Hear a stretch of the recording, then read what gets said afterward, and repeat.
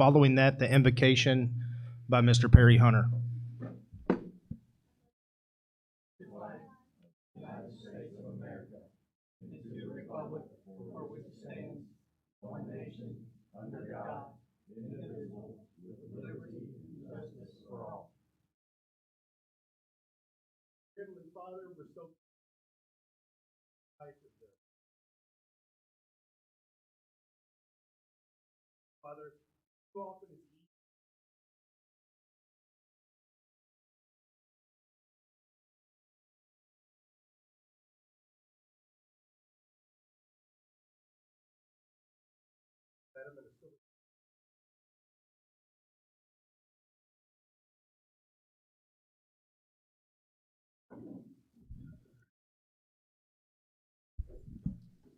All right, we have roll call for the record. And Mr. Basham. Here. Ms. Franklin. Here. Ms. Overberg. Here. Mr. Groen. Present. And I am present. We have quorum. Dr. Brillhart, do you have any emergency additions to the agenda? Yes, sir, we do. Yes, sir, we do. All items located in red. There are a plethora of names added for the Dragon Foundation nominations for Staff Members of the Year and Teachers of the Year. I will forego the honor of announcing those names to future in the meeting.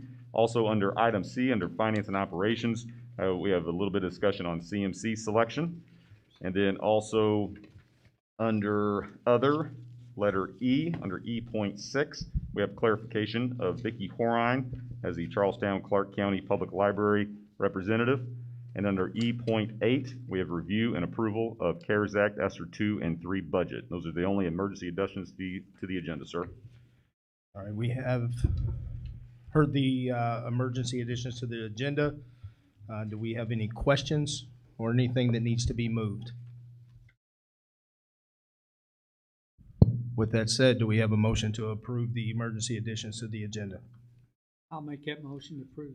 Mr. Basham makes the motion. Do we have a second? I'll second. Mr. Groen seconds. All those in favor say aye. Aye. Those opposed? Motion carries. Thank you.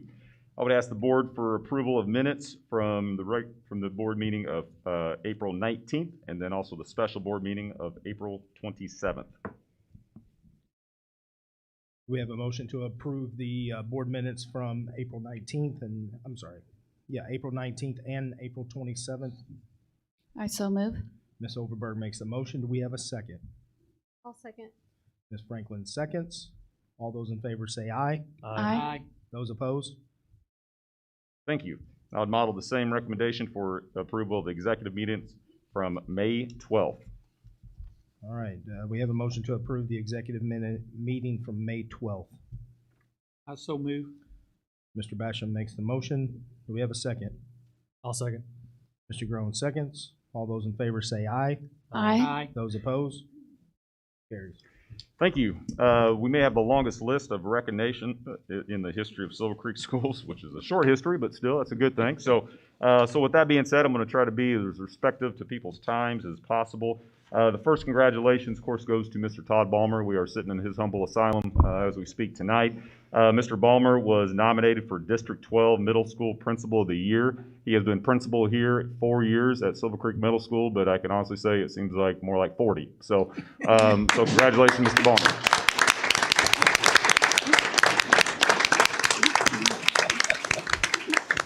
Well deserved, and it's about time, I guess. So again, no, congratulations. There are, again, a number of items, and again, for sake of time, out of no disrespect, like I said, we're going to try to hustle through these as much as we possibly can. Nurses Week was last week. I think this year we deserve our nurses in the room, if you are present, I know we have a few, deserve a round of applause for the items that they have dealt with this year.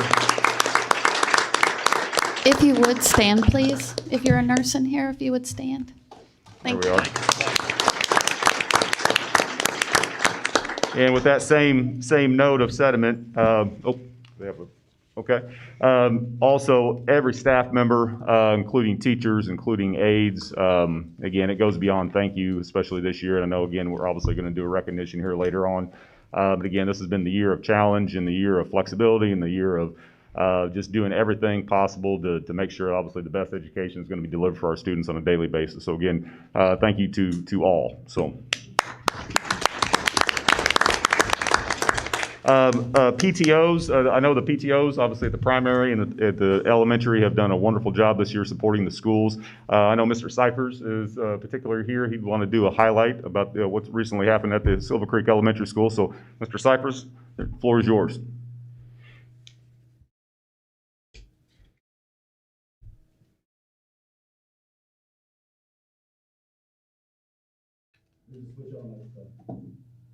Thank you, Dr. Brohart. Mrs. Myers wanted to be here, but her car literally broke down on the way here, so that's quite inconvenient. But recognize our PTO. Our officers are here. Carrie Linderman, Sarah Russell, Jamie Bailey, and Heather Hawkins. We have one of the most dedicated PTOs that I've ever been a part of, and these are volunteer positions, but it's not unlikely to see one of the four of them in our building every single day. And with their help, we did our Dragon Dash this year. It was our one fundraiser, and our goal was $15,000, which is a lot of money. We do a lot of things with those. But with their help, we ended up raising $56,330. So it's quite amazing. And we certainly couldn't have done that without the help of our students. They were out there putting things on Facebook and online and just gathering the generosity of the community. So we'd like to recognize our top 11 earners. Three of them are here. Bennett, Marley, I'm just making sure I don't miss. There's four of them. Four of you guys here. So when I call your name, please stand. The first one is Ava Franklin. And Mason Schoenblockler,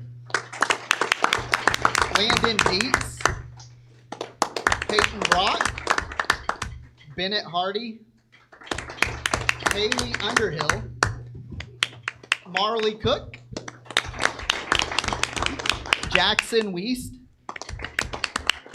Isabel Russell, Annika Holmes, and Hannah Holmes. All right. Thank you, guys.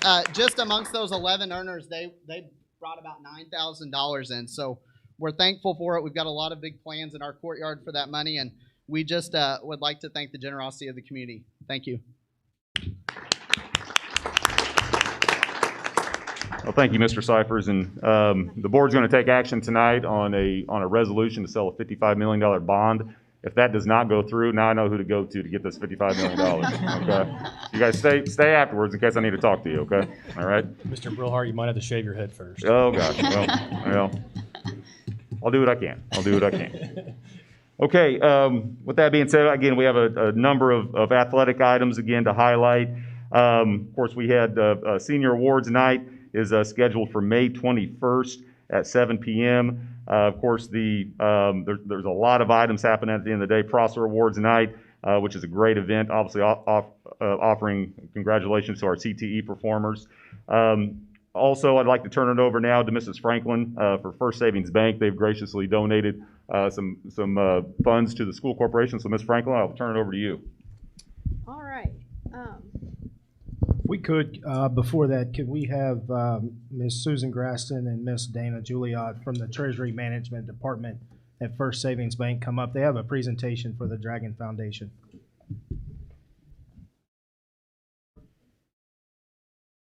I'm going to come up here. Was this bad when it was on? I like to move and shake. All right. Okay, so myself and Scott and Rachel as well, we are representing kind of a different role here tonight as well, which is our participation and help with the Silver Creek Dragons Foundation. And so most know, but the foundation is a separate entity, sort of like it is a nonprofit. It works kind of like a PTO, but it's a little bit bigger. We tackle different projects. We write grants, and all of that money comes into the school. And so I think Scott and I have worked on this since 2018. He was one of the people who stood beside me at Sellersburg Celebrates when we were initially raising money. I'm proud to say that since 2018, we've raised almost probably $250,000, $300,000 for the school. We do school security resources, teacher resources, and extracurricular activities. It covers a broad base. It's hard to find places to donate when we have amazing people like them who donate $55,000 in one building, but we do find places that there's a need. And so one of the things that we did last year was we did teacher raffles during Teacher Appreciation Week, and the school picked up on that this year. Tom did a great job with that.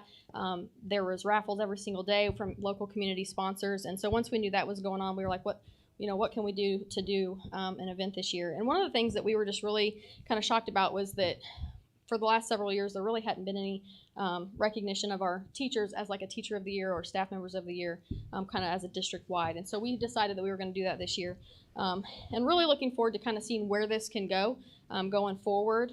I think going forward, we'll probably see this, the foundation sponsor this event, probably not be so much coordinating it, but so our job is to reach out to local sponsors, and beside me I have Susan Graston and Dana, and I can tell you that First Savings Bank has been a continuous just networking asset for us here in the community. When we first started the foundation, worked with Susan. Susan's always been very important in her role as helping us with our banking, oversight, and making sure that we're doing things right. When we first started the foundation, one of the first donations we got was from First Savings Bank. And with no hesitation, I went to Susan and said, hey, we want to do this. We want to recognize our teachers and staff. Can I write a grant and see if First Savings will sponsor it? And they came through for us. And so they're donating $1,500 to the foundation. Just a small little check to sponsor this event and the cost of this event tonight. And so this $1,500 is going to directly penny for penny into our teachers and staff's hands tonight. So we are actually, this has been a really tough decision. We had 87 nominees.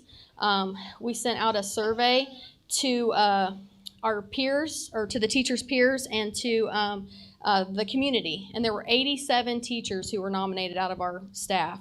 And so it was a very tough decision. So we are going to award 2 co-teachers of the year tonight and 2 staff members of the year. But we're very appreciative because without First Savings Bank, we would not have been able to do this. So we're going to go through this list of nominees really quick. And then First Savings Bank is actually going to present our award winners with their checks tonight. So you want me to go ahead and go with that tonight? Yes, ma'am. Yeah. Okay.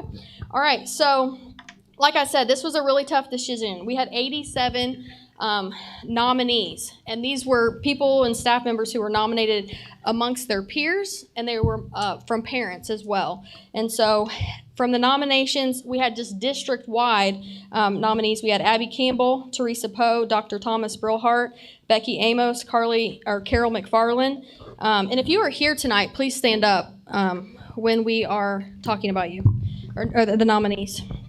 So, Shelley Spalding, Jenny Dooley, Jill Gerlach, Mary Ann Losey, Jerry Swinehart, Steve Doyle, Allison Vanover, Susan Westfall, Neil Losey, Carrie K. Hafer, Ashley Miller, Tammy McAfee, Beatrice Chuda, Sarah Hoochin, Jimmy Stewart, Steve Bluffton, and Krista Williams. And I apologize if I'm butchering anybody's name. But these were our district-wide central office nominations. For Teacher of the Year, if you're a nominee, you can stand up as well.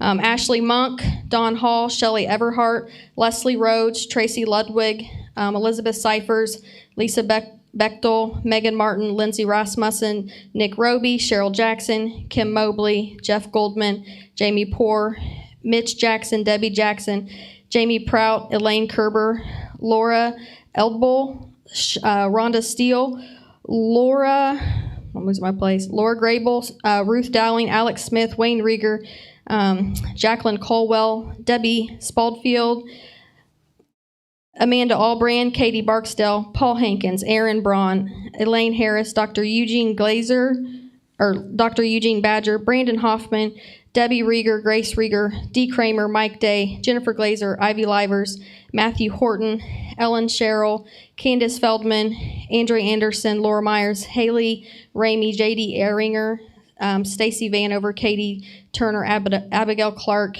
Tanya Mabe, Morgan Belvide, Jordan Williams, Morgan Black, Alyssa Thomason.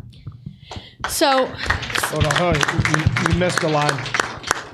You missed a line. What Travis Drake, Leah Turner. oh, Travis Drake. Yes, Travis Drake, Leah Timmons, Paige Kleehammer, Maria Jenkins, Jenna Kimmer, Kim Cole.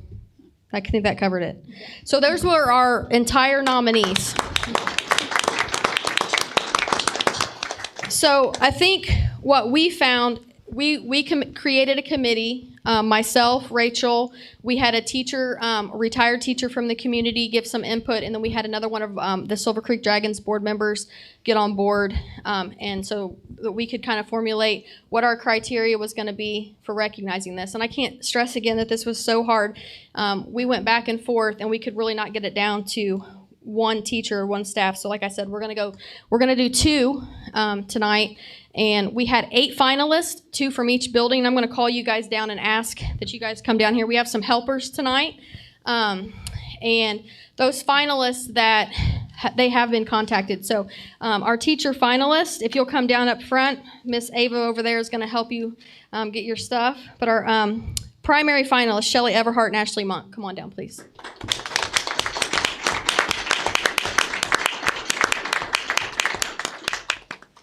Those are your teacher finalists, Ava. There you go. And Travis Drake and Tanya Mabe from the Silver Creek Elementary.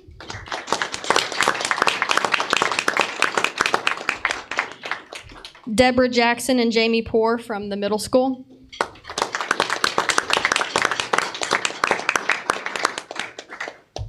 And Mr. Mike Day and Mr. Alex Smith from the high school.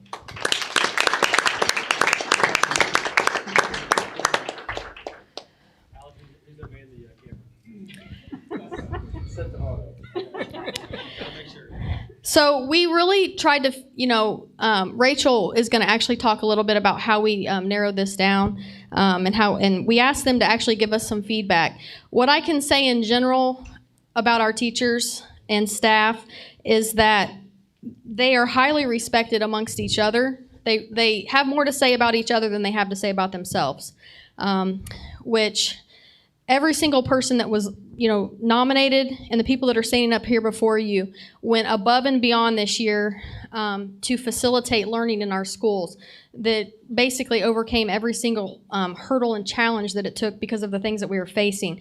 But I'm going to let Rachel talk a little bit more about that. Yeah, just to give you a quick rundown on the process, we sent out a survey to all the staff and parents asking them to either nominate a staff and or teacher of the year, and with a question asking them to describe in detail why they were nominating this person and really relating that back to student achievement. As you heard, we had an abundance of nominees. And I'll just be honest, it was a beautiful thing reading over all the remarks that other students and, other teachers and parents were saying about you all. It really warmed my heart for sure. And then we had to narrow it down from there. And so at that point, we reached out to our principals and asked them to give us information on leadership style, integration of technology, how well they collaborate and contribute to the culture of the school, their growth scores, if they volunteer, after school, or if they're involved in a community committee, what their relationship are with students and how engaging their lessons are and things like that.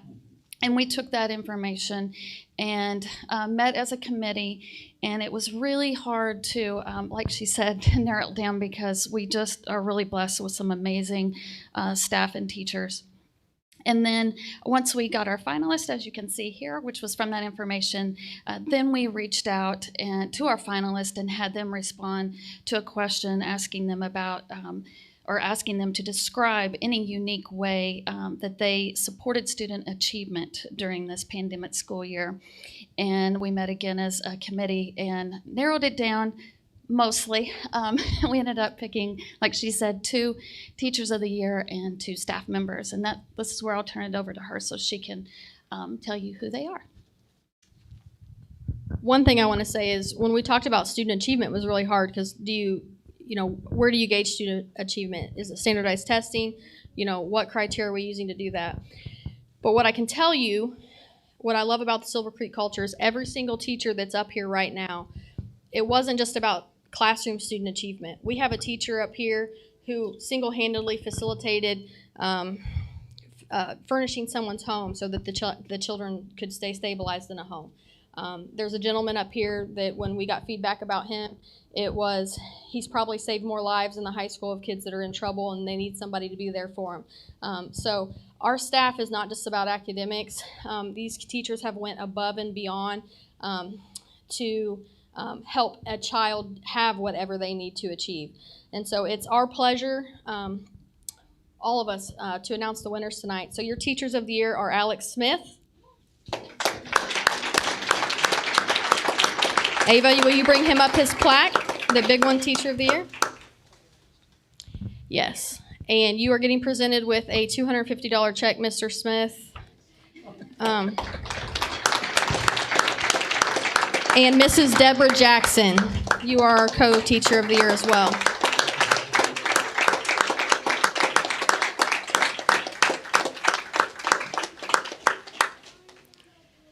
We have one teacher up here, I think, that's been at Silver Creek for 36 years. These are longstanding teachers in our district. We just want you to know your value. We really, really appreciate everything that you do, everybody that's been nominated. So thank you.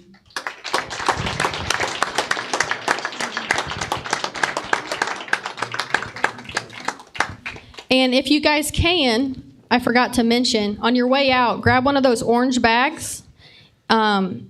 We had some extra sponsors come through for some extra gifts for you guys. There's Zaxby's gift cards in there. Chris Roundtree's Major League Shirt Company is going to allow you guys to come in and pick up some swag as well. So make sure when you leave, you pick up an orange bag down there. Okay?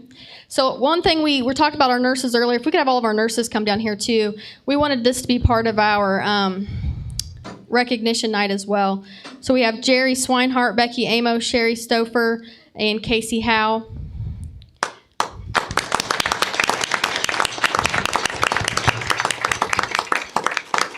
And I mean, what can we say, right? They might have single-handedly kept this year together, being able to have these kids in school. We were very at the forefront of trying to keep our kids in the building, trying to make decisions that were safe. I know when the school rang for me as a parent, it was like, how long is my child going to be out? How long am I going to be home? And I think that they were very instrumental in making everybody feel as comfortable as possible. And you guys did a great job this year. And so we have some stuff for you too for outstanding service in 2021. If Ava, you'll present them with their plaques. And please make sure that you guys pick up the blue bags there at the end. Those are for you. You guys have some gift cards and some gift certificates in there as well. So thank you again. You guys went above and beyond this year and really did a great job.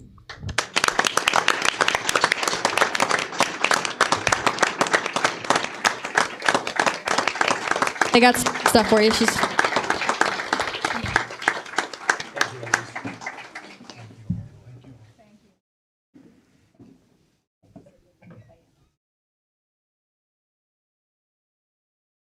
All right, so our staff members of the year. We had finalists. This, again, was a really tough decision. Carrie K. Hafer, Janine Dooley, Tammy McAfee, and Jill Gerlach, if you guys could come down here. These were our finalists for staff members of the year.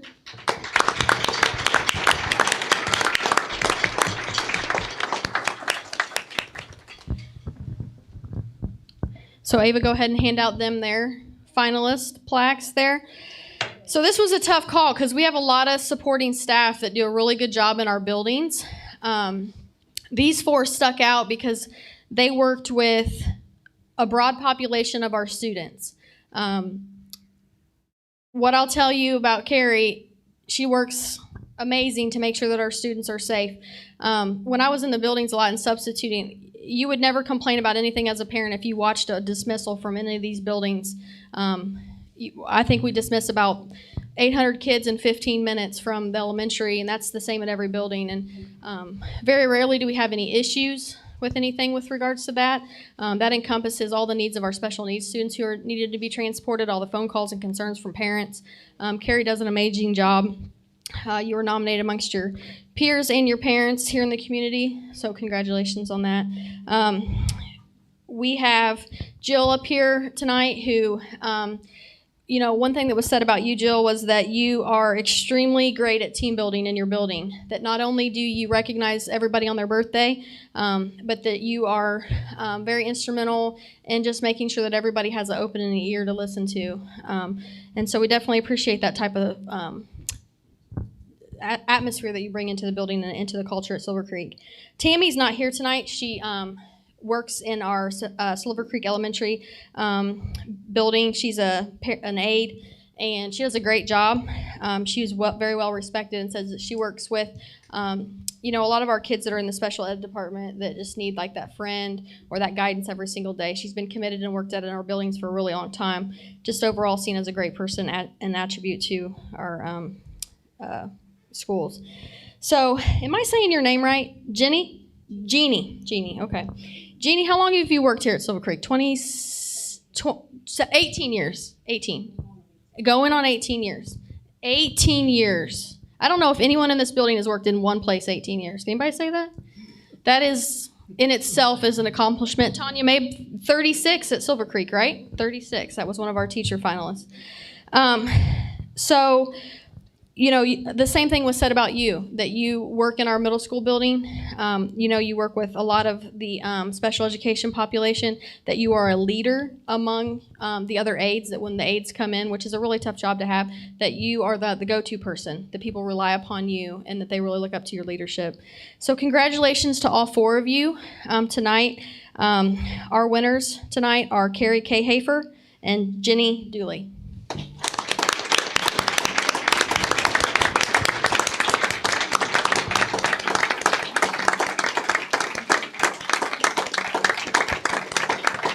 And so just again, I want to thank you. Make sure you grab an orange bag that has the boxes to your plaques. Ava, will you present, they can fight over it. We're going to take some pictures, but we had one Staff Member of the Year trophy. I have another one ordered, so you guys can flip a coin and see who wants to take one home tonight. But we do have another one. It was a tough decision, so we had to order an extra one tonight.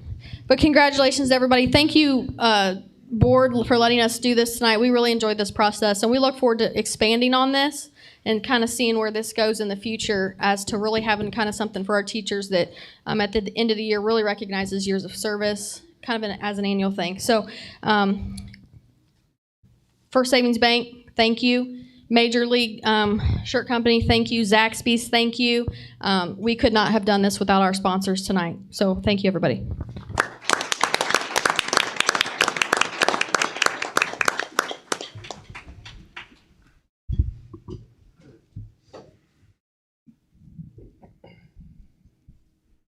Okay, Ms. K. Effer, lunch tomorrow? You're buying tomorrow? Yep, okay. All right, we'll keep moving on. Again, congratulations all our winners and our recognees. Again, obviously, I don't think the podium is big enough up here to get everybody, again, the pat on the back that they need, especially for this year. So another pat on the back that I did want to issue out is Mrs. Allison Vanover. I don't believe she's present tonight, but Ms. Vanover took over as treasurer at Silver Creek High School, has done beyond phenomenal this year, and has got them out of the red and into the black, and I don't think they're going to be going that way anytime soon. So again, congratulations, Ms. Vanover, for doing what she's done this year. Again, phenomenal job. Another announcement, probably the most important day, especially for the little kiddos today that are in the room, is last student day is May 27th. Let the countdown begin. In the last teacher day, maybe teachers are counting even a little bit more, May 28th. Again, May 28th. So again, congratulations to everyone. And again, we're looking forward to the year wrapping up. And then graduation, of course, is June 6th at 6 o'clock at Silver Creek High School. Weather permitting, we're planning on being outdoors.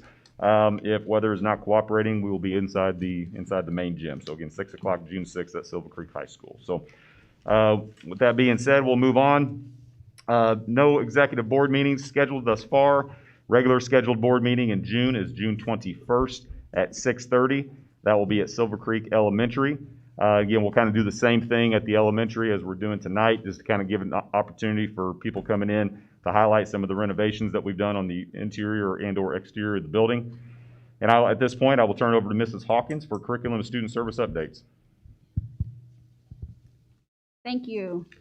Well, it's hard to follow what we just recognized, but I actually have a few more Silver Creek spotlights, more on the curricular end of things that I'd like to go through tonight. I want to start with something that probably didn't make it on the agenda. On Saturday, homecoming for Silver Creek High School was held between games of a doubleheader with Indianapolis Cathedral. Seniors Timmy Clark and Anna Dablow were crowned king and queen. So be sure to check out the Silver Creek School Corporation Facebook page for pictures of that. So congratulations to those seniors. Want to highlight the advanced food class of Chef May Earl, who recently took part in the Raymond Challenge, April 27th and 28th. Silver Creek High School teachers served as judges for this event. This event took place after studying Asian cuisines. We also want to highlight some recent community collaboration occurring in classrooms at Silver Creek High School. We had some guest speakers. Silver Creek grad Ronnie Eve talked with the business law and ethics students on the importance of having a good credit score and how to establish and maintain good credit. Also, Silver Creek parent Vicki Elder, mother of junior Sarah Elder, spoke with accounting students on payroll. Miss Elder is the payroll director at Texas Roadhouse headquarters. Officer John Cordy and Officer Donnie Ross spoke with the Silver Creek High School law class on their role in keeping our schools and community safe. We also had Academy of Finance students that are working with Silver Creek Athletic Director John Dablow on purchasing Adidas attire and selling it next year in our school-based store, Dragon Depot. Academy of Finance students researched local companies and visited with local entrepreneurs. Silver Creek senior Elena Stuyvesant spoke about the founding of Coffee Crossing, followed by the general manager, Daniel Cunningham, talking with the students about the success of Coffee Crossing. They then went to Jacoby Sales, where Silver Creek senior Cooper Jacoby shared what he knew on the founding of that business. And then his dad, Jay Jacoby, took the students on a tour of the facility, chatted with various employees along the tour. Finally, they went to Union Restaurant and Game Yard, where Silver Creek Junior Emmy Rooney spoke about the founding of that business. And then Silver Creek grad and owner Levi Donaldson shared his story of creating that business. So appreciative to the community members for coming into the schools and speaking with our students. A summer school update for everyone. Summer school preparations continue to progress and are in the final planning stages. Silver Creek Primary and Silver Creek Elementary summer school dates are June 2nd through 15th. There will be 2 sessions at Silver Creek Middle School, June 2nd through the 15th and June 16th through the 29th. Silver Creek High School dates are June 2nd through the 29th. As we've said before, this is a much more robust program than in normal years in order to help address learning loss that has developed due to the pandemic. Administrator and teacher positions are set, so please be sure, parents, to check your inbox for specific information from each summer school principal and/or teachers. We will have specific attendance requirements this year as identified previously. It's important that students who are provided with a summer school slot can commit to attending all of the days. We understand that vacations occur frequently during the month of June, but in order to maximize the results of our program, attendance is a priority for us. Finally, want to finish up with some district committee updates. I've been providing updates each meeting for a while now, and we've continued to have good participation on our committees as we wrapped up our final few this past month. So the Assessment Exploration Committee This group wrapped up their work within the last week or so and has submitted a recommendation for approval on tonight's agenda. These committee members have spent many hours reviewing multiple vendors, and we are excited about having a consistent assessment stretching multiple grade levels. This assessment will help identify a zone of proximity for our teachers to meet students where they are in the learning process. It will also be useful for transitions between Silver Creek Elementary, Silver Creek Middle, and Silver Creek High School. I'd like to thank the committee members and principals again for all of their hard work with this very important recommendation. Our Early Childhood Committee, we've had 2 meetings since the last school board, the regular school board meeting, Monday, April 26th and Tuesday, May 11th. We established committee goals, reviewed current early childhood supports, and brainstormed both short and long-term needs. Committee members are still invited to submit input, but that PowerPoint will be shared with the principals tomorrow and with board members soon. This feedback will be very important as we continue to develop both long and short-term plans at Silver Creek School Corporation. The Wellness Committee will meet tomorrow at 3:30, and Mr. Josh Sinclair is heading up that particular committee. So on behalf of all of the committees from this semester, I'd like to thank the board for taking the time to review the feedback and the work provided by each committee. Our teachers and staff are appreciative of the opportunity to express opinions, identify current supports, and be engaged in the process of planning for the future. Does anybody have any questions for me? All right, thank you. Thank you. Thank you, Ms. Hawkins. With your permission, Mr. President, I'll move on to my section under Finance and Operations. Please proceed. Okay, for the month of April, in the Education Fund, we had total revenues in the Education Fund of $1,613,543.24. We had total expenses of $1,204,782.57, leaving our Education Fund with a total balance of $5,907,122.76. Again, please keep in mind, while it's accurate on paper, it's not really accurate in reality because, again, the fund transfer that we will endure with the Joint Service Fund most likely in September, which as of right now, we're still on pace to do that fund transfer of about $2.9 to $3 million. So again, just for accuracy purposes, we'll make sure we remind the board on that on a monthly basis. Operations Fund, we had total revenues of $5,688.08. Total expenses in the Operations Fund, $543,428.31. And of course, we will not receive our first levy, injection of cash, if you will, into our Operations Fund until late June when we get our first tax installment. For our docket, we had total claims of $1,425,604.10. We had 2 payrolls, and the grand total for this claim docket is $2,273,369.24. Are there any questions for any expenses or items on the claim docket that I can help with? No, sir. Okay. I'm going to kind of go out of order. I'm going to have you go after me, Damien. We had dialogue a little bit with CMC selection. Now, just for those in the audience, what that means, construction management by contractor for obviously the building project that is forthcoming. In conversation earlier today with CSO Architects, they are pretty comfortable in saying that we could have our first bid out for CMC selection possibly the week of June 7th, and then consequently you'll have another notice go out the week of June 7th, and another notice go out the week of June 14th. Most likely the board could entertain interviews the week of July 5th, and then you could have selection the week of July 19th, which of course is your regular scheduled board meeting for that month. So with that being said, just want to make sure that deadline and that schedule works for the board. So again, notices will go out June 7th and the week of June 14th, interviews June 5th, and then selection June 19th. So I know we got an email from Troy with Bose McKinney that his recommendation was pushing it back until sometime in August or later. We're not stretched with CSO doing this, right? I mean, because the last board meeting and the conversation we had, this was the time frame they gave us then, and they're still comfortable that Yes, I talked to Mr. Funk at about 2 o'clock this afternoon, and he was comfortable with that recommendation and that timeline. Perfect. Good for that? Good. Okay, all right. Next thing, I'll just kind of jump forward on in the agenda, CARES Act, and ESSER 2 and ESSER 3. And again, just to kind of update everyone on what that is, we did receive, every school, corporation in the entire nation received an injection of cash from the federal government called ESSER 2 and ESSER 3. There was technically, not really an ESSER 1, there was a CARES Act one. We received that last year. So now just again, be very, very frank and upfront with people.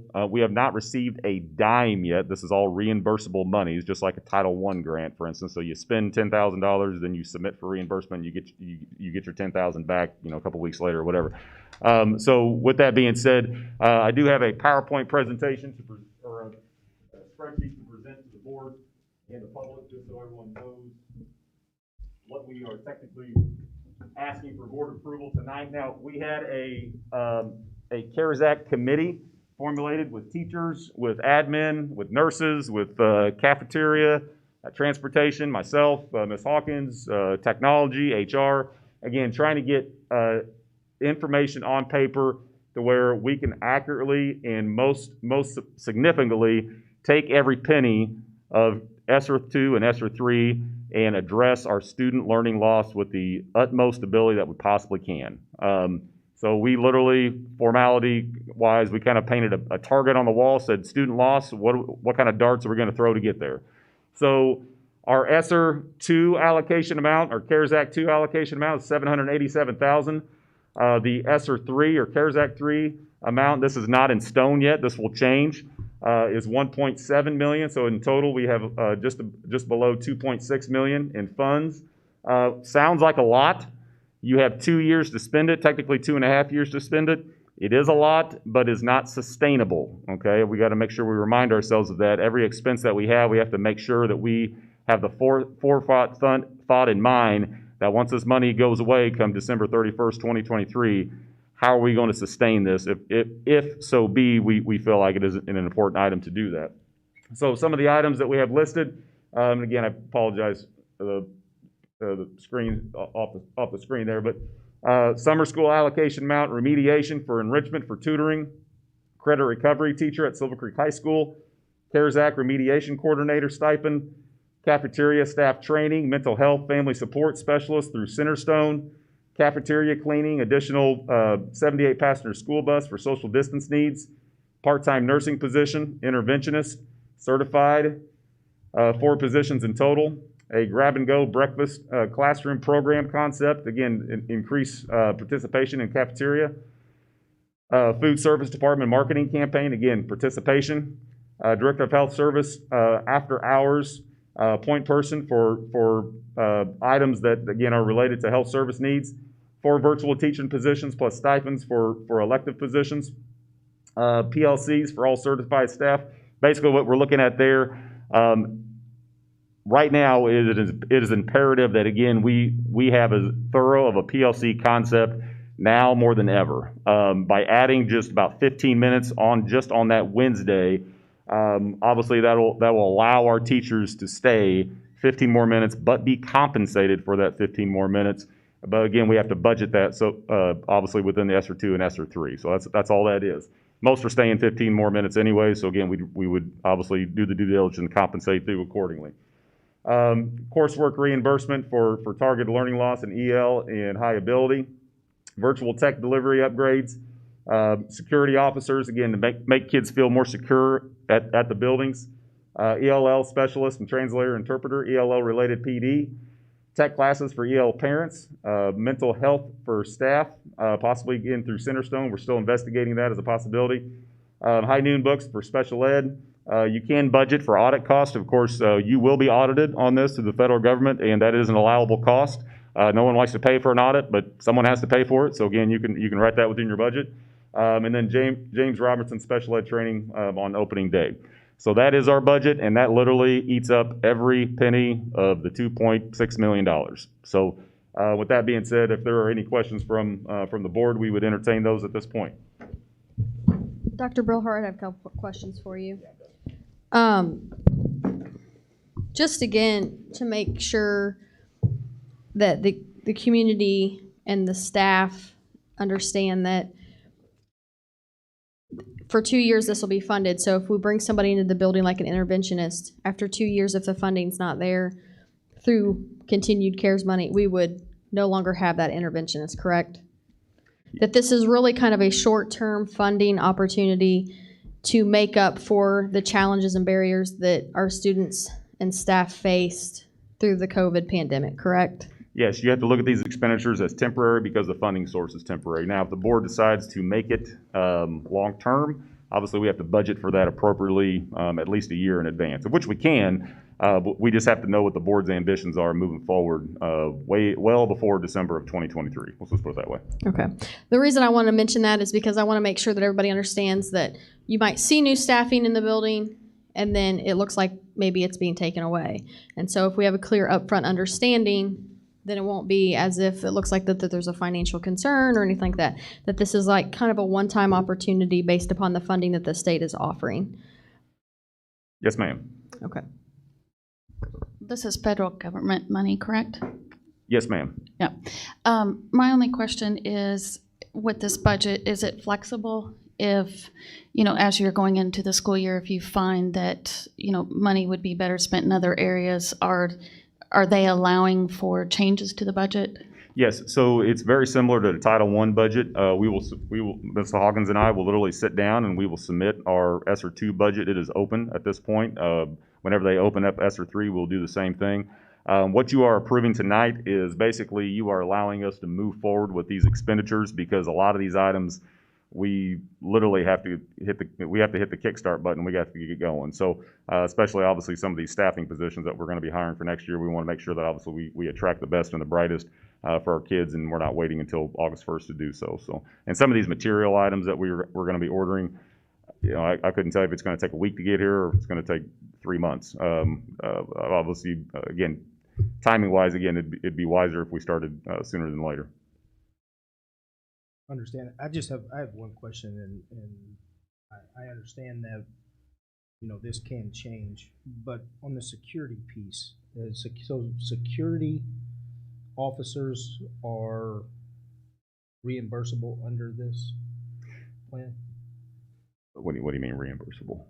Well, I mean, you said that you pay for it. Oh, and yes, you yeah. submit for reimbursement. Yes, as one of the allowable expenses is obviously to enhance the well-being of the school, enhance the well-being of obviously student security from not only a mental health standpoint, but also from a physical standpoint. That is one of the allowable costs. Yes, sir. So just to piggyback off that really quick, Tom, we had a security contract before with Sellersburg Police Department coming in, and off-duty officers would come in and do security work within the schools. We had a contract set up that the foundation actually had raised money for and funded that. So under this plan with this funding, is it possible to possibly use these funds to coordinate with the town of Sellersburg or something so that we could actually bring in a school resource officer? Because I believe that the feedback that we got from our prior contract was that the security is like the middle of the road, right? Having no one in the building is not great, but having a security officer, ones that rotate every single day, is maybe not necessarily the best. But it's still security.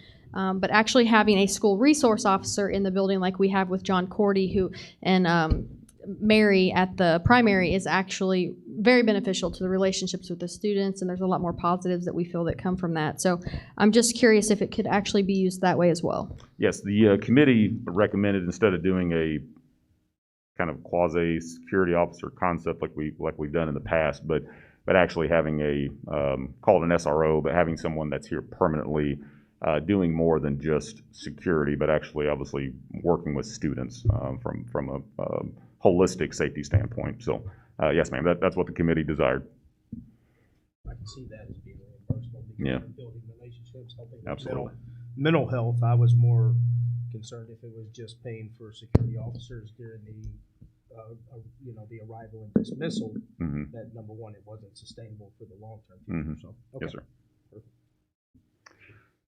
Okay, and with that being said, I'll turn it over to Mr. Damian Magos with Raymond James is here to present on our $55 million bond issuance update. So Mr. Magos, I'll run the PowerPoint presentation for you. So Go and give him one. We are, close.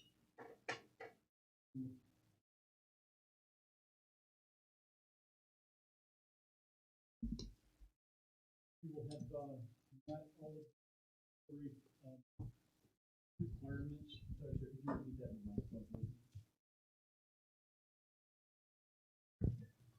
Hello?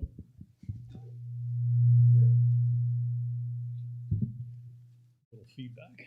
A lot of feedback. I'm sorry? Well, Yeah. not good with this. I've only done this once or twice, but I'm not good at it. After tonight, we will have met all statutory requirements and should be able to sell bonds. And the question is, and we're in the process of drafting all of the disclosure documents to allow for the selling of the bonds and also to have the bonds rated. We will have a rating call with Standard & Poor's Global, which is a bond rating agency. But the question, though, is we received a estimated draw schedule from the architects, and there's some work that's being done this year, but really the bulk of the work starts towards the end of the year and then into next year and over the next couple of years. And so the question really comes, do we really need to sell bonds now, since most of the money will be used in a few months from now? And is it better to wait? Is it better, what are our options? And so I want to start off with just kind of where we are in the market. And then there are a couple, 2 or 3 options that we have. And it seems like everything kind of tails or doves into one of the options. But we wanted to be very thorough and just kind of what our reasoning is in going forward. And with that, if you wouldn't mind going to the graph. Okay, so here is a graph of the 10-year Treasury note going back to 2019. The 10-year Treasury is kind of our benchmark.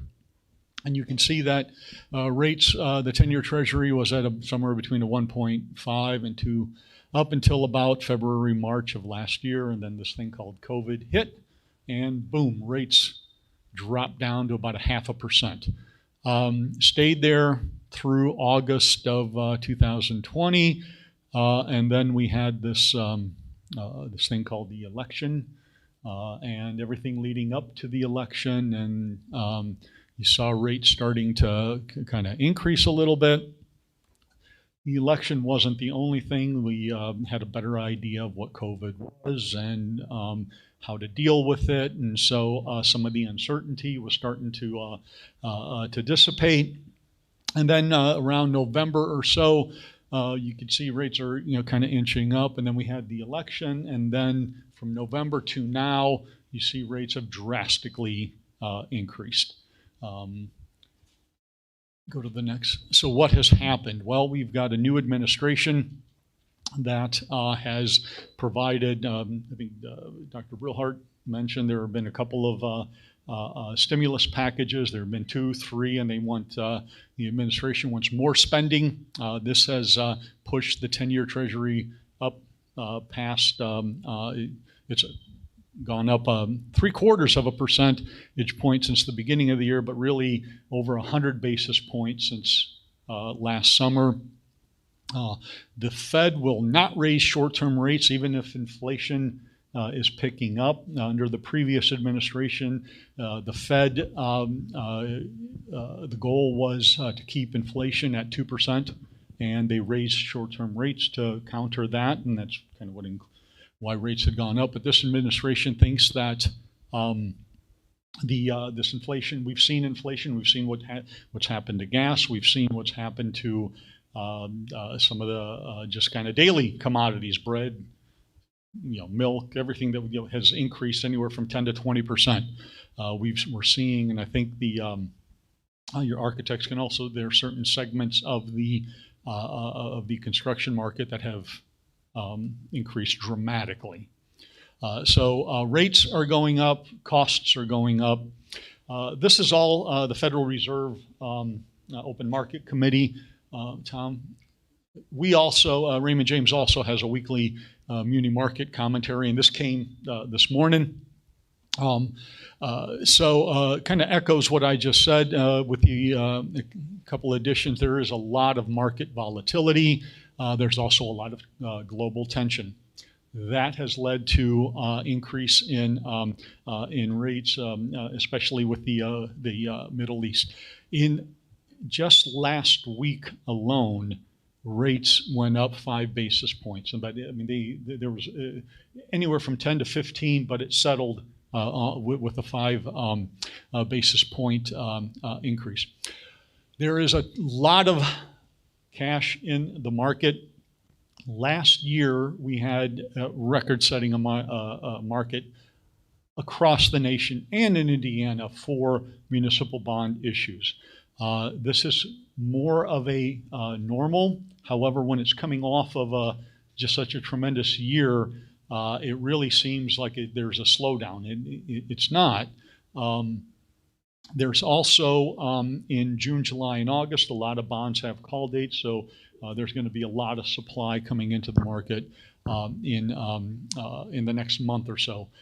I bring this up because even though rates have gone up, there has been very light supply of Indiana bonds, Indiana paper so far this year. The calendar shows that that's going to pick up coming into the summer and towards the second half of the year. I know that we, outside of this financing, have anywhere between, depending on timing, anywhere between $250 to $400 million worth of bonds to put into the market. And so the light supply of Indiana paper has caused this tremendous demand. Indiana bonds, especially school corporation bonds, are great bonds to own because one, Indiana as a state has a very high credit rating, very conservative in nature as opposed to some of our neighboring states. Indiana school bonds, there's the state intercept program, and they have automatically, almost all of them get a AA+ rating, because if the school corporation does not make its payments, the state withholds aid to make those payments, and they make those immediately. And so there you have that kind of safety net. And so with very little supply, the demand is great. We've been in the market over the last couple, 2-3 weeks, about 3-4 issues, and a couple of them in similar credit and similar size to this issue, and have had such demand that for each individual maturity that 7-8 investors have wanted to pick up or buy those bonds, and they are 7 or 8 times oversubscribed. So what we have been able to do is decrease rates anywhere from 10 to 15 basis points on those bond issues from where we started, just because of that supply. So even though rates have been going up, there's this interesting dynamic regarding Indiana bonds, that there's a great demand for it. So that's kind of where we are market-wise. And now one of the options that we have is, as I said, we're looking at completing the disclosure documents and then getting a rating. Should be able to sell bonds 3-4 weeks from now. So what we propose to do is we have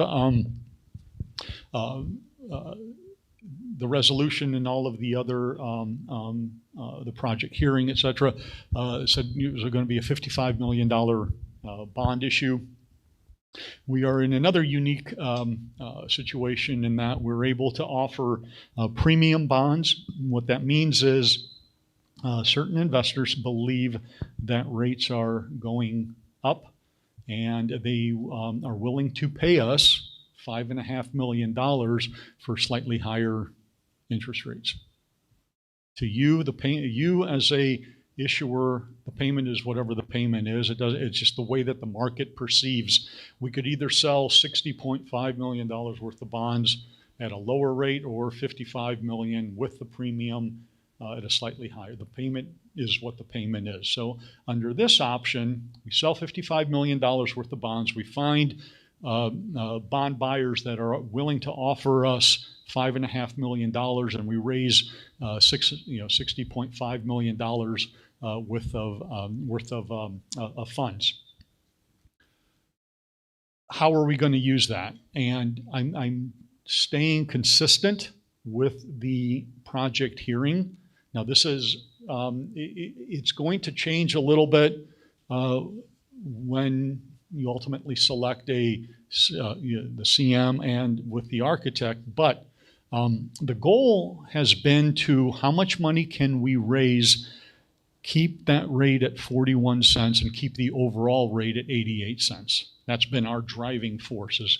How much can you, because there's a lot of need, and how are we going to be able to fund that? So between, because what I want to show is this additional funds for ad alternates down there at the bottom. Everything else, the construction hard costs, the soft costs, are consistent with what we said at the hearing. Capitalized interest has increased a little bit. Rates have gone up a little bit. Cost of issuance has stayed the same. And then what we're able to do is generate almost another $5.5 million of additional funding. Okay, when you put that all together, I like graphs, so you can see the darker blue or the black or whatever it is the legacy debt. That's from the West Clark. The light blue was the 2019 B bonds that we did, and then the tan or orange is the proposed bond issue and how it would be repaid. Go back or go to the. So what we're looking at is getting that rate back up to that 47 cents that it was previous in 2020. It stays there for a couple of years, and then we create this trough that gives you, the board, the community, the ability to either do additional debt, maybe in 2023, but definitely by 2024, or get into where you could maybe issue general obligation bonds on an annual basis, payable in 1 year. And what that does is you're able to do some maybe operational types of expenses through a bond issue, and then it frees up money in the operation fund. But we can talk about that some other time. But this will give you flexibility for either a bond issue or some annual borrowing to help with the operation fund. That's option number one. Yes. And then the whole goal is to keep it under 88 cents. And we're well under the 88 cents. In fact, it probably drops by a penny or two. Okay. The other option is, well, why don't we wait until September? Now, I don't want to go any longer than September, because once you get into that towards that fourth quarter, invariably other projects get delayed for whatever reason, and there are some projects that absolutely positively have to get done by the end of the year. And when you get into that Q4 and there's this abundant supply of bonds, how do you get rid of bonds? you increase the yields to, I don't want to say you give them away, but it artificially increases interest rates to be able to move bonds. What happens, again, that supply finally, you go through that supply towards the end of January, beginning of February-ish. But what happens if we were just, if we get set, we get ready to issue bonds, and we're in, as that, maybe in a period where, as we see, rates aren't going to do anything, they're going to kind of hover a little bit. So there's no need for us to be in the market. I talked with Dr. Brilhart. There is sufficient funding that you could do some of those early projects, pay cash for them, and then we issue bonds in August, close in September, and then you earlier on in one of the meetings you passed a reimbursement resolution, so you were able to reimburse yourself with some of these upfront costs. So let's say that the market's kind of stabilized here in the next month or two or three, and we'll just wait. When we're ready, I mean, that's the whole thing. We want to be ready I would rather us be ready than the market dictating what happens to us. And so what happens is three things happen. One, because we shortened the time period of the bond issue, we lose about $140,000 in reoffering premium. Okay? The other is because now we've shortened the time between the closing and when the first interest payment is due, capitalized interest decreases. It goes from $1.2 million down to $875,000. So we pick up $412,000 that we don't have to.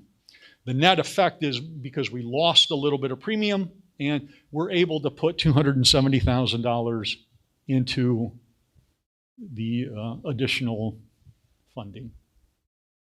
Okay, so that's just waiting a few months just to, if the market allows for that.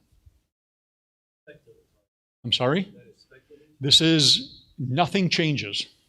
Everything stays the same. We just jump to the future and, okay, so that's, yes, it's very speculative. If you saw what's happened in terms of the trend is that rates are going up, that so this would assume that we get ready, and for whatever reason, markets kind of, if you looked at that one graph, it kind of goes up and goes up, and we're in that one kind of lull before it goes back up again, kind of thing. And but that would be something that we would work with the desk in Chicago in terms of where, how, but we would be ready to go. That's the thing. So that's an option. Okay. The other option is doing what's known as a bond anticipation. Oh, go back, please. Okay. So this is the anticipated draw schedule, and you could see that the monthly kind of what's expected, and then it really starts kicking in after the beginning of the year. So let's say that we wait and not issue bonds now, but issue bonds in May. Okay. So you will need, there's about $7.6 million worth of work between now and May that you need to pay for. So what we would do is issue what's known as a bond anticipation note. It's a one-year note. We would issue it that would be due next May. So $7,683,000 we put in. So for a one-year note, you're looking at about 0.5% on the rate. So we put in $35,000 to pay the interest on that because you don't have budgeted or anything. And then there would be costs of about $70,000. So really, we're just shy of $7.8 million. That gets you money. You can start working on your project. Okay? Now, next page. So now we've come to May. We would issue $55 million worth of bonds. You get just shy of $5 million of principal or a premium. Again, we shortened the time period. I kept the maturity the same. I did not extend the maturity. I'm trying, we could go out another, so I'm trying to keep apples to apples, so we're comparing, these options. So we would, we lose premium because we've shortened the period. So we only raised $60 million. This is the 45, we paid the 7.8. This total, this is less the 7 million that we did. 962,000 of capitalized interest. We pay back the note. Costs still stay the same, and we get we fund $5 million of additional projects. So when you wrap all of this up, just kind of summarize on the if you go to the all of this stays the same in terms of the next page. Yeah, same structure. We create a little trough, etc. It's the repay back. The whole goal is to keep that rate from going above the 47 cents, and then to go on the next page to keep it under 88 cents. That's kind of what's been driving everything that we've done, and we absolutely do that. So in summary, the three options was sell bonds immediately in September, and then maybe do a short-term note and then do bonds next year. You can see that the net interest cost on all of those is about 2.3%. The total payments, total debt service, that's principal and interest. I'm trying to get a comparison here in terms of between the three options, and you can see if we lock everything in right now in June, what changes. One is we get the most premium at 5.5. We got a longer period. The capitalized interest is a little bit more, and then the almost just shy of $5.5 million worth of additional funds for ad alternates. If we are able to wait until September, the reoffering premium goes down, capitalized interest goes down, but this goes up a little bit. And then if we wait until June next year, the premium absolutely goes down. We're now 1 year out. We pay everything back, and we only fund $3.5 million worth of 2.3 is still the average rate, but the overall payment goes down because we're 1 year short. Now, having said that, what happens if rates go up? This is assuming that everything stays as is. So what happens if rates go up? So if rates go up by 25 basis points between now and a year from now, you lose over almost $1.4 million. The reason that so this would decrease by 1.4 million. If we were able to make that up, okay, and we could raise more than 55 million, and we wanted, because if rates went up, to get to that, we would have to sell more bonds. Your overall payment would increase, and we would be above all of the limits that we. Okay, so what's going to happen is to try to essentially every 10 basis points, that's 0.1%, costs the school corporation $550,000. So not that past performance is indicative of future results, I think is how it goes.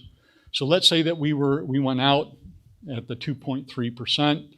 We had this huge supply, or this huge demand, like we've seen with prior, because of you will be one of the larger issues that's come out. And you're going to be one of the first ones that's come out. So there, and you've got nice $5 million blocks of bonds that the big tier 1, tier 2 buyers love. So let's say that the demand is kind of what we've seen, especially on larger issues. And we were able to drop the 2.3 down to 2.2. That's 10 basis points. You can add $500,000 to this. You know, and if I doubt that we drop it by 20 basis, but say maybe 15, that's another 250. So another maybe 700, you know, somewhere between $500,000 to 700,000 ish. And then you lock in a rate that's at about 2.2, 2.15, 2.2 for 20 years. And you're done. It will never, you know what your payments are, you know what you are, and we have. So that is, we're proceeding with that option to get ready and go. The only, if we see that it's kind of stabilized, we would maybe hold off. But right now, it's get everything ready, go through the process and get ready to sell bonds as quickly as we can get into the market. So that's kind of what, what the plan is. Unless there are any questions or any. There's a ton. I'm sorry? There's going to be a ton. So my first question is, anytime somebody wants to give you $5.5 million, there's a catch. What's the catch? On the premium. It's so.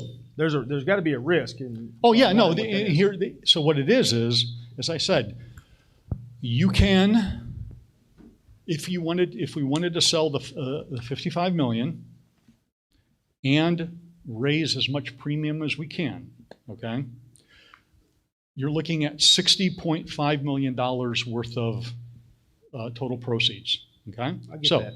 You could sell $60.5 million, say at, I didn't, but for example, you could sell $60.5 million at, say, a 2.1%, okay? Or you can sell $55 million with premium bonds at a 2.3%. The catch is premium bonds, the investors are, what investors who buy premium bonds or want premium, they think that rates are going to go up, and especially on the long end of the curve. And so they don't want to be caught with lower couponing, lower yields. They're willing to pay you a premium for a slightly higher rate. So you could either sell more bonds at a slightly lower rate or less bonds with a premium at a slightly higher rate. The payment is the payment. That's the catch. Being our financial advisor, what do you recommend? The premium?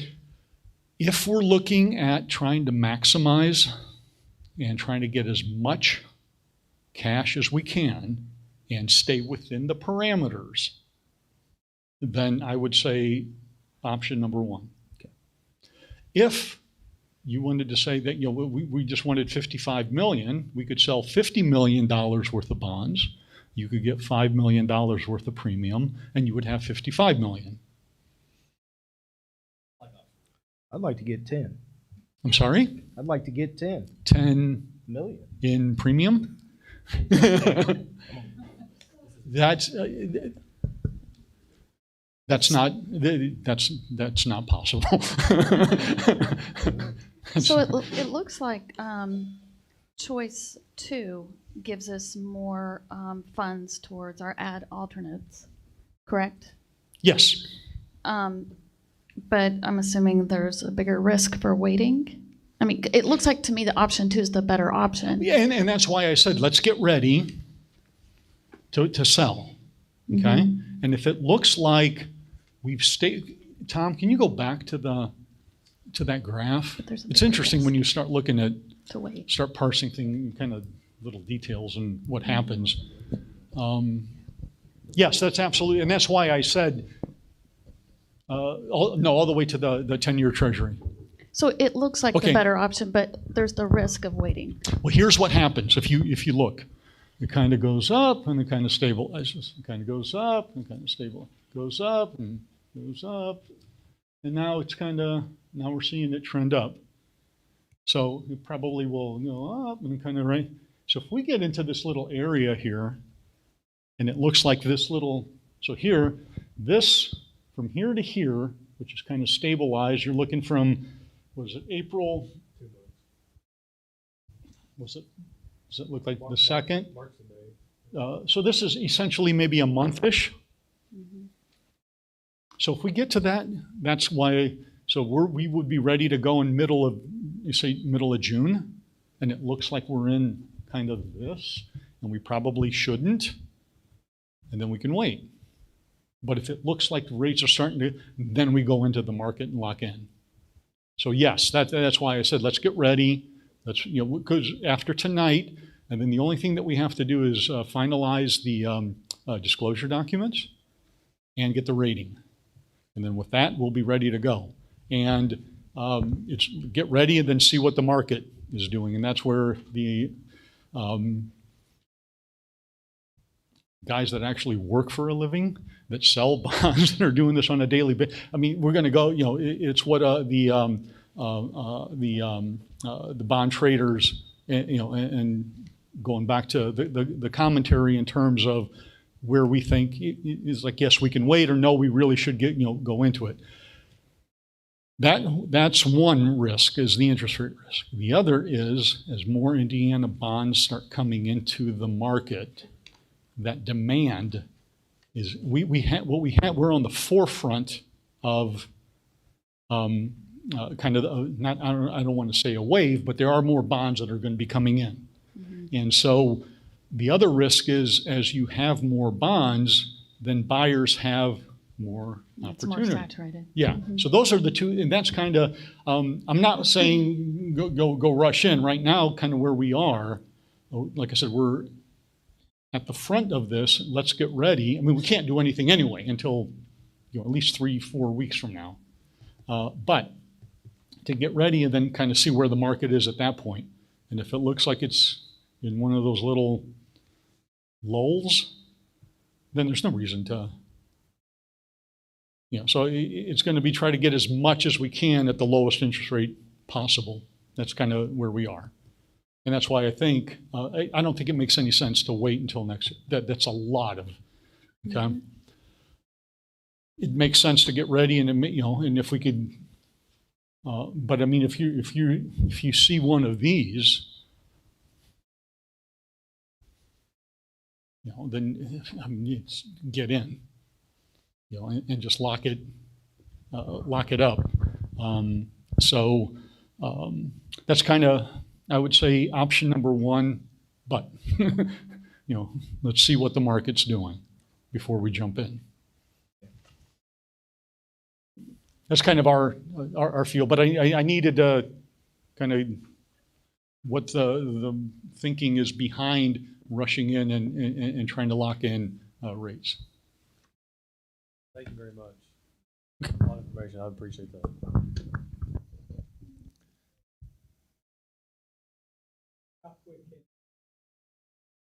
On a bond, how quick would the board have to meet if you notice the market? You've done everything that you. So you just sit and wait and watch it. Basically, we're giving you carte blanche to act on our behalf. Sorry? So basically, once this goes, we're giving you carte blanche to act on our behalf to sell when you think it's best, right? I think you've kind of given that. Yes. Okay. No, so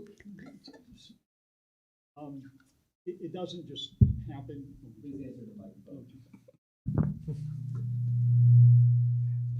It's a little, what's rock and roll without a little feedback, right? I can't remember who, but it doesn't happen that quickly. It's, for example, we're getting ready to do a Mitchell deal tomorrow. I came early because I needed to there would be a pre-pricing call where as many of you together before we actually sell the bonds and where we are, why we are. It's a little more detailed. You get to talk to the bond traders and why are we doing this right now, kind of thing. So it's the process isn't just, oh, Damien, go sell bonds. It's going to be get ready, and then when we feel that the time is right, we'll have a pre-pricing call, a conference call, a Zoom call, where we will discuss why we're doing what we're doing. If everyone is still, yes, we do have the authority, but I'm not going to do anything unless I get a verbal. And then if everyone is comfortable with where we are, why we are, and then tomorrow morning we're going to wake up at 9:30, and then barring anything on you, we're going to go ready to do $18 million of Mitchell School deal. So that's the process is going to be. It's a little more detailed than just go sell bonds kind of thing. So, about a month, call it a month to get ready, and then it would say be almost kind of like a day-to-day basis in terms of seeing where we are. Okay. Thank you again. I'll just make the announcement. All the teachers that were recognized earlier, if you guys would like to, feel free to leave. You're not going to offend us or upset us. We're not here to punish you this evening. This is a very long board meeting, we know, but we really appreciate your presence here tonight. Feel free to stay. We'd love to talk to you afterwards, but anybody that was here for that part of it, feel free to leave. We definitely appreciate you and thank you for being here. Please pick up your orange bags as you leave. If you were a teacher of the year or a staff of the year, yours are the brown bags with the blue boxes because your plaques are a little bit bigger. Thank you guys very much for coming this evening, and thanks for all you do. Thank you all. Okay, thank you, Mr. Magos. Moving forward, we have the consent agenda under finances. Again, most of these are just common monthly items. Under B, instruction, of course, we have items under B1, B2, B3, B4. Under personnel, C.1, we have certified appointments under C1.1, C1.2, C1.3, and C1.4. We have no certified resignations. Classified appointments under C.3, we have C3.1, 3.2, 3.3, 3.4, 3.5, 3.6, 3.7. Under classified resignations, we have C4.1 and C4.2. Nothing under classified terminations. Under C.6 ECAs, we have a number of items. Under C6.1, under leaves and retirements, under C7, we have C7.1. Under technology, we have one D1. Under other, we have 8 items. Under E.1, PT contract with associates in pediatrics therapy LLC. E.2, Silver Creek High School Italy field trip. E3, Silver Creek High School venture field trip. E4, resolution for bond sale 2021 R10. E5, B133 contract with CSO Architects. E6, SCSC appointment of Vicki Horine to Charlestown Clark County Public Library. E.7, approval to adopt current bus rider procedure, one consistent AM bus route, one consistent PM bus route for the 21-22 school year moving forward. And E.8, review and approval of the CARES Act ESSER 2 and 3 budget. That concludes the consent agenda. I would offer a recommendation for approval for the consent agenda, Mr. President. We have a motion to approve the consent agenda. Mr. Basham makes the motion. Do we have a second? I second. Ms. Overberg seconds. Any discussion? Hearing none, all of those in favor say aye. Aye. Those opposed? Motion carries. Thank you. That brings us to discussion action items. Number 1, Mr. President. So before we get started here, I just want to commend my fellow board colleagues on the tremendous amount of time that we've spent since mid-March performing second interviews and contacting references and doing site visits. We kind of feel this was the most important decision as a corporation we've made to date. And before that, I want to thank Dr. Brillhart and Ms. Hawkins for the tremendous amount of time that they've put in to filling a void for about the last 6 months. But they've taken on extra responsibilities, tasks, and their efforts and are very much appreciated. But at this time, I'm going to ask for a motion to approve Dr. Chad Briggs as the superintendent of Silver Creek Community Schools with a contract spanning from July 1st of 2021 through June 30th of 2024. We have a motion. I so move. Ms. Overberg makes a motion. We have a second. I'll second. Mr. Groen seconds. All of those in favor say aye. Aye. Those opposed? And at this time, if I could just have Dr. Briggs come up to the front here. Dr. Briggs has 24 years in education, spanning multiple facets. He spent time as a middle school and high school science teacher, assistant principal, and a principal, and for the last 6 years, he's been the superintendent of Spencer Owen Community Schools. Dr. Briggs obtained his undergrad degree from Indiana University, his master's from IUPUI, and his PhD from Purdue. Chad is here with his wife of 23 years, Beth, who is an accountant. They have one daughter, Madison, who is a junior at Xavier University in Cincinnati. Chad and Beth will be relocating here this summer with an official start date of July 1st. We will schedule some time for community and staff to meet with Dr. Briggs. I believe you'll find him to be very approachable, visible, team-oriented, and education-driven. At this time, please welcome Dr. Chad Briggs.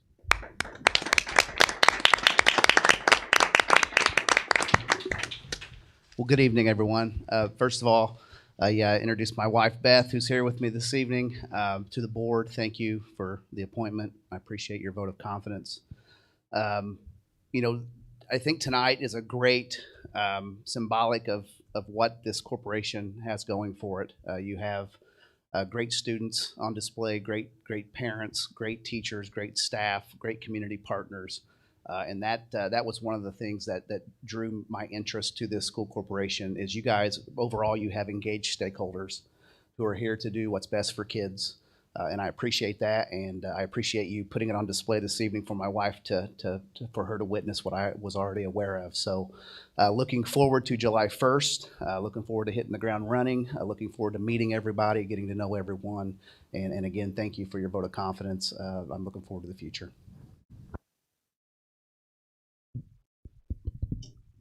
This time, do we have any community input? Any community member can come up, state their name and address, and you'll have 3 minutes? Yes, sir. 3 minutes.